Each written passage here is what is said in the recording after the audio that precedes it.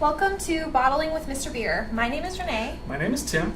And we're just going to show you everything that we offer for bottling your beer. And we're going to start with the plastics. So the first bottle we're going to talk about, you can kind of think of as our standard bottle. I think of it that way because it's included with our kits that include bottles. This one is 740 milliliters or 25 ounces. So it's nice if you want to have two 12-ounce beers in your bottle. That's kind of handy. It's real easy for beginners to use. It's just got screw-on caps like any other plastic bottle. Now these come in two varieties. The standard ones will keep your beer fresh for about a year before oxygen starts seeping through the plastic and giving the beer off flavors.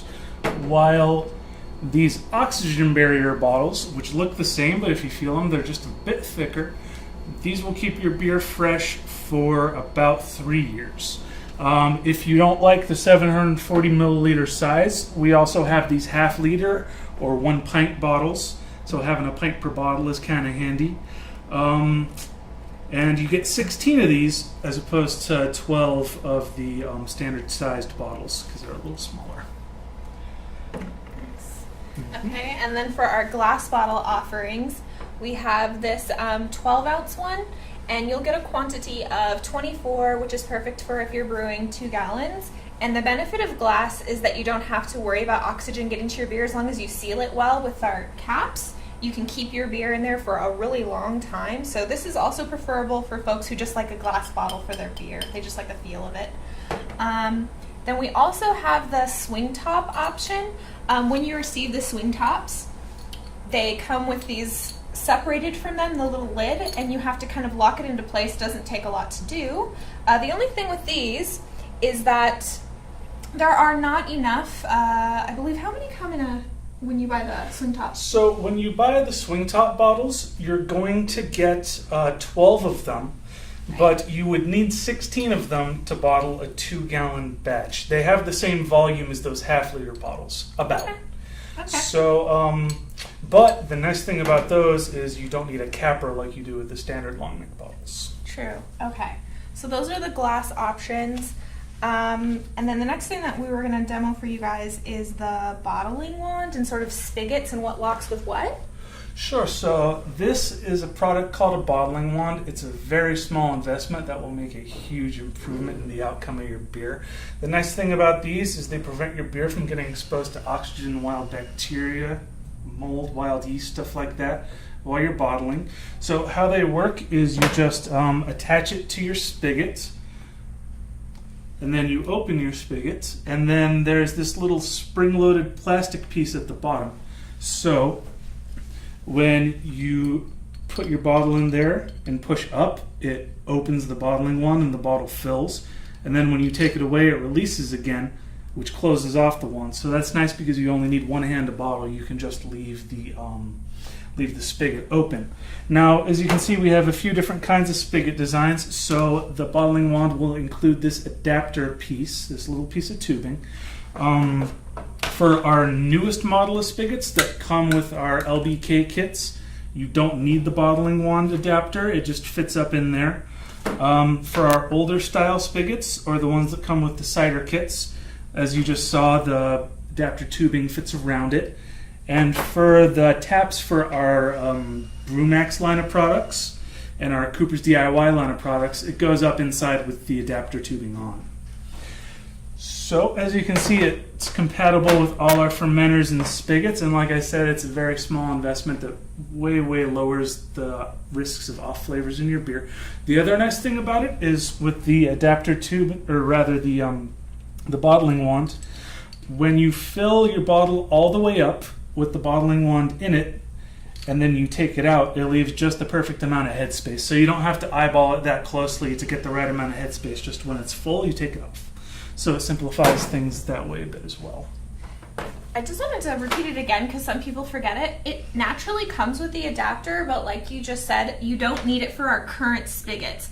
And the spigots that came just before this particular assembly look like this, but they're black. So you might have one of these, and if you do, then you do need the adapter. But the bottom line is whatever kind of spigot you have, as long as it came from us, it's going to work with the bottling wand. Exactly. So the other thing to consider when you're bottling is, of course, your card drops. So these just kind of allow for some convenience because then you don't have to measure everything out. You can just kind of plop in the drops. The measuring spoon that is the other way to go has settings all the way from half a teaspoon all the way to 1 tablespoon. So if you would rather not purchase the carbonation drops and you'd rather use some table sugar you have at home, this is a perfect option for that. The other thing is these are also, according to your bottle size, you'll use different volumes. So for our 500, which is this guy, you would only use 1 of our carb drops. Whereas if you're going to use a larger one, like one of these, you're going to use 2 carb drops. And you can use a pill cutter on these if you wanted to be really exact according to the size of your bottle, or a knife if you're very delicate. But it's really the same as your table sugar. It's just convenience. It's really up to you. I would just add that if you know ahead of time that you're going to be using a bottle size that requires a fraction of a teaspoon of sugar, like for example, those long neck bottles only take 3/4 teaspoons. Or we used to have 1 liter bottles back in the day that some people still have around. Those take 2.5, or if you source your own 1 liter bottles. So if you know that ahead of time, I might suggest going with the sugar measure instead of the carbonation drops, just because it's a bit tricky to cut these up into quarters. If you're using them whole, they're quite simple, but if you're using fractions, sometimes the sugar measure is the better option. Now, as far as the rest of our bottling products, we got caps and cappers. The cappers come in 2 varieties. So like I mentioned earlier, when you have the swing top bottles, the cap is attached to it, so you don't need to worry about that. For these long neck bottles though, you do need to apply the caps with a capper. They're going to be pry-off caps. Twist-off caps aren't really plausible to do in a home brew setting. But one variety of capper is called the wing capper.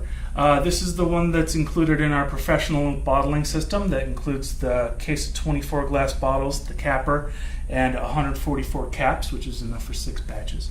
It has this little magnet piece up in the center.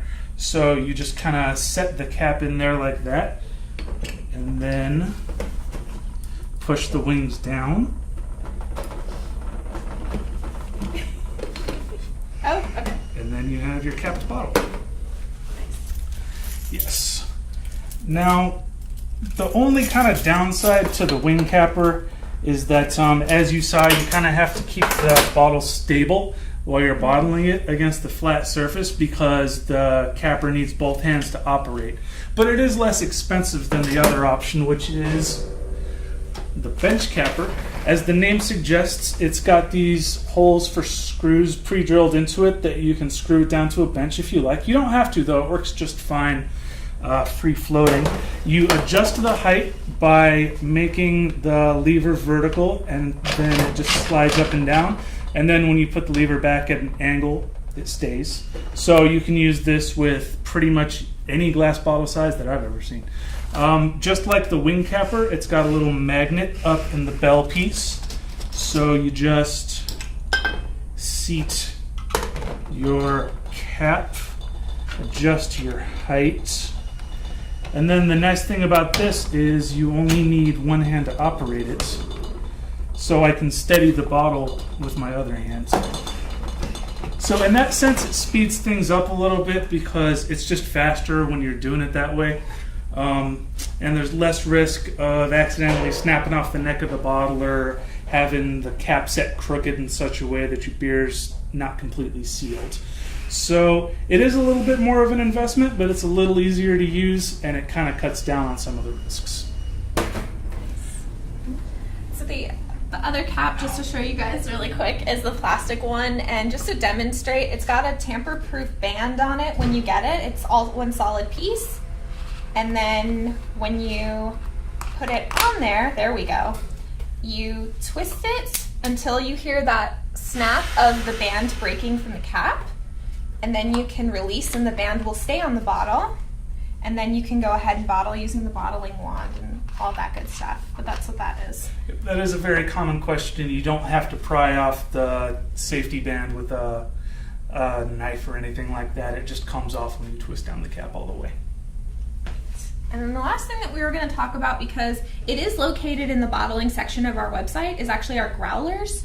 So just to be completely clear, a lot of folks will go to their favorite brewery or whatnot and get growlers. Well, if they've got this plastic cap, which most of them do, you cannot carbonate in it. It's great when your beer's done to take it to a friend's house, sure, but like for carbonation, you don't want to do that.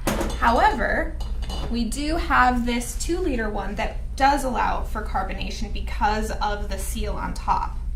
So it's sort of like our swing tops. It looks a lot like our swing tops, and so this one you can actually carbonate with. However, it is actually dangerous to carbonate in another glass bottle that has like no place for the air to go. So just keep that in mind. If you see it on our website in the bottling section, we don't suggest that you carbonate in any of them except potentially this one. Just to clarify a little bit, the kind of glass that is used in these glass bottles is a little bit thicker. The growler glass is thinner. It's a little hard to tell over the camera, I'm sure, but it's a bit easier to tell in person and when you're handling it. The issue is that the growlers with the screw-on tops will pop when the pressure builds up enough. Whereas with the swing top growler, the pressure releases because it has the gasket.